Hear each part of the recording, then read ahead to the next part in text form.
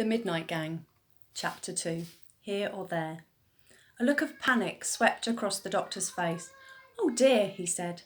"There are 192 questions on this form, and we are still stuck on question 1. "I'm sorry," replied the boy as he lay down on the hospital trolley. A tear rolled down his cheek. He felt like such a failure, not even being able to remember his own name. "Oh no, you're crying," said the doctor. "Please don't cry. The hospital principal could come by and think I have upset you." The boy did his best to stop. Professor Lupus searched his pockets for a tissue. Unable to locate one, he dabbed the boy's eyes with the form. "Oh no! Now the form's wet," he explained. He then began blowing on the form to try and dry it. This made the boy laugh. "Oh, good," said the man. "You are smiling. Now, look, I am sure we can find out your name. Does it begin with an A?" The boy was pretty sure it didn't. "I don't think so." "B?" The boy shook his head. "C?" He shook his head again. "This could take some time," muttered the doctor under his breath. "T!" the boy explained. "Would you like a cup of tea?" "No! My name! It begins with a T." Dr. Lupus smiled and wrote the first letter on the top of the form. "Let's see if I can guess. Tim? Ted? Terry? Tony? Theo? Taj?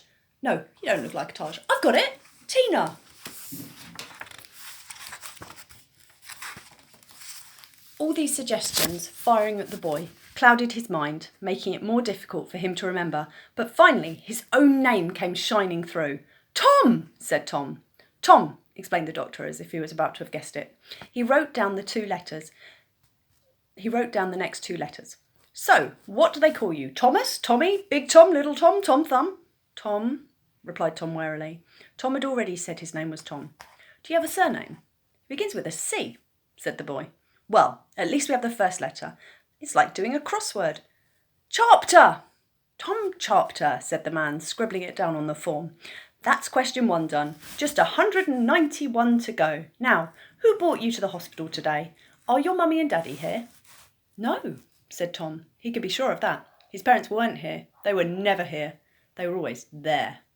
For some years now they had packed their only child off to a posh boarding school deep in the English countryside, to Willets Boarding School for Boys.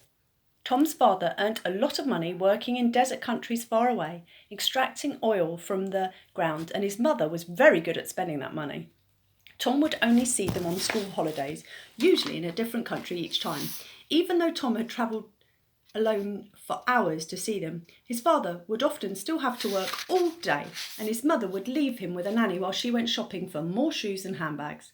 The boy would be lavished with presents upon arrival, a new train set, a model plane, or a knight's suit of armour, but nobody wanted to play with Tom, and he'd get bored quickly. All he really wanted was to spend time with Mum and Dad, but time was the one thing they never gave him. "No, Mother and Father are abroad," answered Tom. "I'm not sure who brought me into hospital today. It must have been a teacher." "Ooh," said Dr. Lupus excitedly. "Might it have been your games teacher? There was a man in the waiting area dressed up as a cricket umpire with a straw hat and a long white jacket, which I thought was unusual, as we tend not to have cricket matches in the waiting area. That must have been my games teacher, Mr. Carsey. Yes." Dr. Lupus' eyes flicked down on his form. They flashed with panic once again.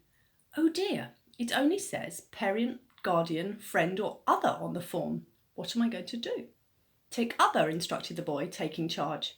"Thank you," said the doctor, looking relieved. "Thank you so much. What is the nature of your injury?" "A bump on the head." "Oh, of course, yes," replied Dr. Lupus as he scribbled that down on the form. "Now, next question. Would you say the general appearance of Lord Funt Hospital has been lower than your expectations, has met your expectations, has exceeded your expectations, or has greatly exceeded your expectations?" "What was the first one again?" asked Tom. The pain in his head made it hard for him to think straight. "Ooh, that it's been lower than your expectations." "What is?" "The general appearance of the hospital." "I've only seen the ceiling so far," sighed the boy. "And how would you rate the general appearance of the ceiling?" "Fine. I'll put it has met your expectations." "Next question. Would you say that the care you have received today at the hospital has been poor, fine, good, very good, or in fact, too good?" "It's been all right," replied Tom. Sorry, but all right isn't on the form." "Good then?" "Not very good," said Dr. Lupus, a hint of pleading in his voice. It would be nice to say I've got a very good on my first week. Tom sighed. Put 2 good, then. Oh, thank you, replied the doctor, his eyes dancing with delight. No one ever gets a 2 good. Though I worry whether 2 good might actually be a bad thing. Can I just put very? Yes, put what you like. I'll put very good. Thank you very much. This will go down very well with the hospital principal, Sir Quentin Strillers. Now, next question. We're racing through them now. Would you recommend Lord Funt Hospital to friends and family with a heavy heart, half-heartedly, wholeheartedly, or very wholeheartedly?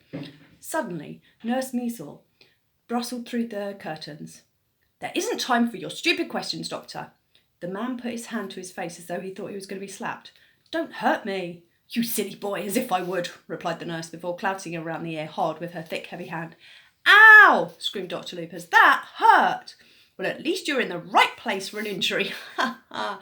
The woman laughed to herself and almost managed a smile. I need this station back right now. I have a newsagent being rushed in here in an ambulance who's managed to staple his own fingers together, stupid man. Oh, no, replied the doctor. I can't stand the sight of blood. Get this boy out of here before I'm back, or I will clout you round the other ear. With that, Nurse Mees whipped back the curtain and stomped off down the corridor. OK, began Dr. Lupus. Let me speed this up as much as I can. The man began speaking very fast.